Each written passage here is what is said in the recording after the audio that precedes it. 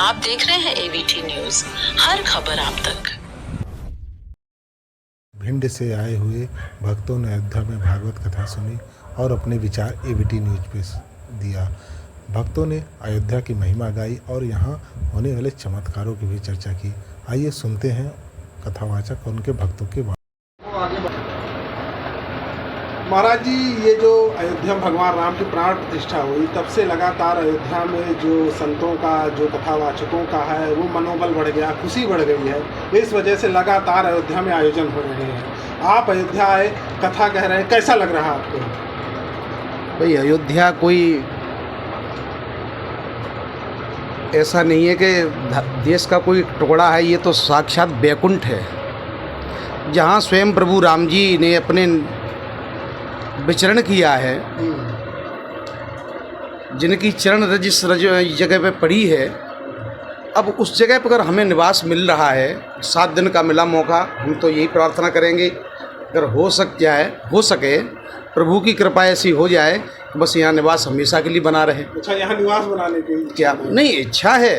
इच्छा तो ये है कि बस क्या कहें, जब यहाँ का जो आनंद की जो अनुभूति हमें हो रही है, वो लोग चर्चा करते हैं, जैसे हम भी चर्चा करते हैं शास्त्रों में, पुराणों में, वेदों में, बैकुंठ की, साकेत की, लेकिन यहाँ आकर के पता लगा कि वास्तविक अंदर की जो अनुभूति है, ये वाणी का विषय नहीं है।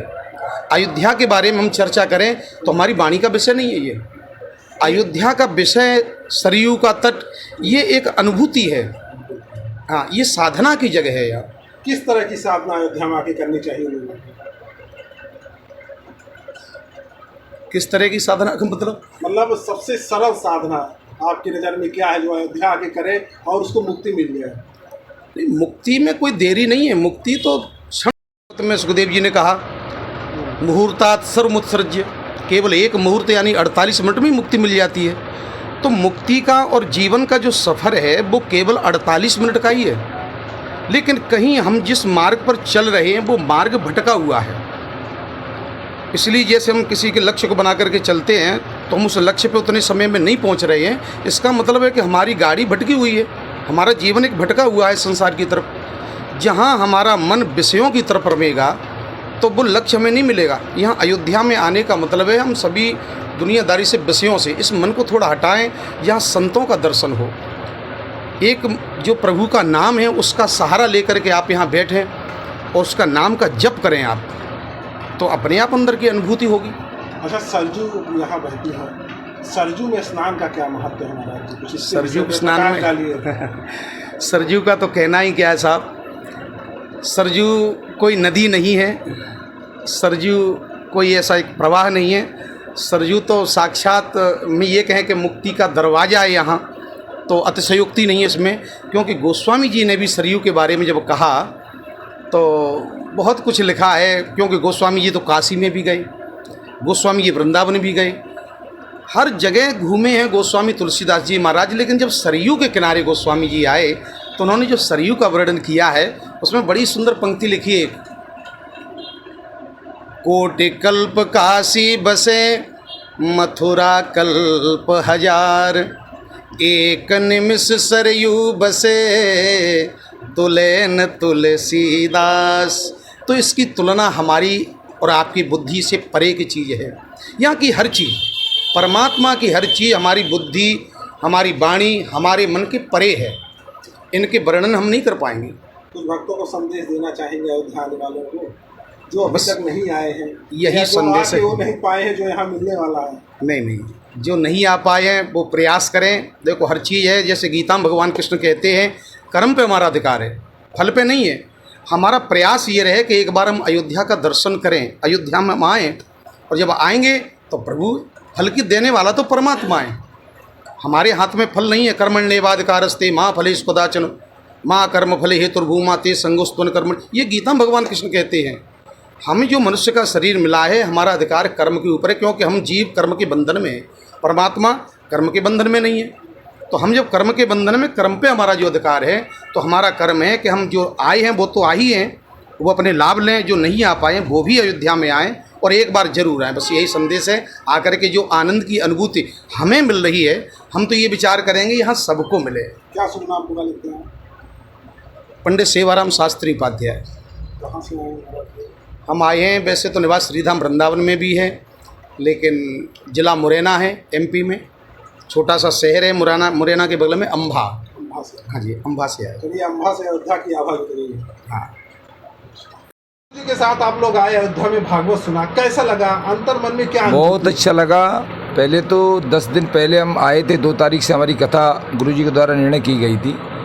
इसके पहले 10 दिन पहले हम आए थे, यहाँ पे हमने स्नान किया सरयू मैया में। तो मैं पैरालिसिस से पेशेंट हो गया था आज से 7 महीने पहले। अच्छा। तो मैं पीड़ित था, तो मेरी धर्मपत्नी ने बोला कि कहीं तीर्थ स्थल में ज्ञान यज्ञ कराएंगे, प्रभु की कृपा होगी तो कई ज्ञान कराएंगे। हाँ। वृंदावन में कराएंगे, भगवान जाने क्या लीला थी प्रभु की। लेकिन तब तक इनका गुरुजी का आना हुआ और हमारे मित्र ये सुनील दंडोतिया जी और हमारे एक दिलीप सिंह कुशवाहा जी और हमारे सुरेश भाई, इन लोगों से चर्चा की। इन्होंने कहा भाई साहब आपको कराना है अयोध्या जी में। तो मैंने कहा बिल्कुल कराएंगे। तो ऐसा योग बना कि हम यहाँ आए और जैसे ही हम सरयू स्नान करने सुबह आए और स्नान करने गए तो मुझे महसूस किया हमारी और हमारे मित्र की कुश्ती हुई रेणुका जी में। कुश्ती भी हो गई? कुश्ती हो गई। तो एक बार मैंने गिराया और एक बार मेरे मित्र ने मुझे गिराया, बराबरी हो गई। अच्छा। तो मुझे ये खुशी हुई कि आज ही सरयू मैया ने ठीक कर दिया, भगवान रामलला ने मुझे ठीक कर दिया। मतलब ये चमत्कार हुआ। हाँ। कि आप लोग स्वतः मन से लड़े। हाँ। और ठीक हो गए। ठीक भी हो गए। ये अद्भुत बात हो गई। अद्भुत बात हो गई। उसके बाद में जल्दी सारा परिवार विरोध करता रहा। पूरा कुटुंब हमारा काफ़ी बड़ा 100-150 आदमियों का परिवार है। हाँ। वो लोग विरोध करते रहे कि कथा मुझे नहीं पूछ रहे, कोई कह रहा मुझे नहीं पूछ रहे। हाँ। मैंने कहा मैं सबको पूछूंगा, लेकिन अपना कर्तव्य करूंगा और मैं कथा कराने जाऊंगा, परमेश्वर की भी नहीं मानूंगा। हाँ। ये मैंने दृढ़ संकल्प कर लिया। लेकिन मित्रों का मेरा बहुत सहयोग रहा और गुरु जी का, हमारे का, सेवाराम शास्त्री जी का। और 12 यज्ञ हमारे भिंड बस स्टैंड पर प्राइवेट पर इन्हीं की दया से और हनुमान जी बाबा की कृपा से निरंतर होते हैं जनवरी के महीने में। और कभी कोई गैप नहीं हो। इतना विरोध होता है वहाँ पे, इतनी गुंडागर्दी है, लेकिन उसके बावजूद भी कहीं कथा में कोई विघ्न आता है तो उससे पहले सॉल्व हो जाता है। हनुमान जी बाबा इतनी कृपा बरसाते। तो मुझे विश्वास था, हम कृपा हो गई इनके ऊपर, सरयू का स्नान किया और सारी बेहद लेके चलता था। तो जब मैं आया दोबारा, मैंने प्रभु तुम जानो, मैंने कि मेरा तो बड़ा भारी टेंशन है, पता नहीं परिवार साथ देगा नहीं देगा। मित्रों से रोता रहता था, उन्हीं से रोना। मैंने अब सबसे क्या रोना, प्रभु से ही रोना चाहिए। और रो के मेरा शरीर भी ठीक कर दिया उन्हें। चल तो सुरेश जी हमारे बोरा लेके आए, तो बोरा शक्कर के उठाए, आलू का बोरा उठाए, टीन को उठा के हमने रखवाया कौरव आश्रम में। और हनुमान गढ़ी में हमारी कथा चल रही थी। हनुमान कुटी। ये बताइए, अयोध्या की मेन अनुभूति बताइए आप। मेन अनुभूति यह है कि दर्शन में जो छवि हमने प्रभु की देखी, हनुमान जी दर्शन किया, हनुमान जी का भी किया। और हमको तो यहाँ ऐसे संत मिले जो पहली बार दर्शन कराए, तो हमने कहा साथ हनुमान जी ने दूध भेज दिया। वो संत ने कहा आ जाओ। हाल ही वो रामलला के दर्शन, इतनी भीड़ थी उस दिन, हम सब लोग थे साथ में। हम सोच रहे दर्शन कैसे होंगे, कि मैं चल नहीं पाता था उस टाइम। तो उनने इतनी जल्दी दर्शन कराए, वो तो हनुमान जी का रोल अदा किया उन्होंने। पीछे हम लोग उनके दर्शन हुआ प्रभु का। उसके बाद हनुमान गाड़ी में भी गए तो पुलिस वाले ने ढक्कर के मारा। महाराज जी हमारे माला दे रहे थे। चलिए, दर्शन बढ़िया हुआ हाँ, ना? बहुत अच्छा। क्या नाम है आपका? रणवीर सिंह भदौरिया। कहाँ से हैं? डिस्ट्रिक्ट भिंड से, महगांव तहसील से, गांव गढ़ी जोरी, शेर सिंह की गढ़ी बजती है।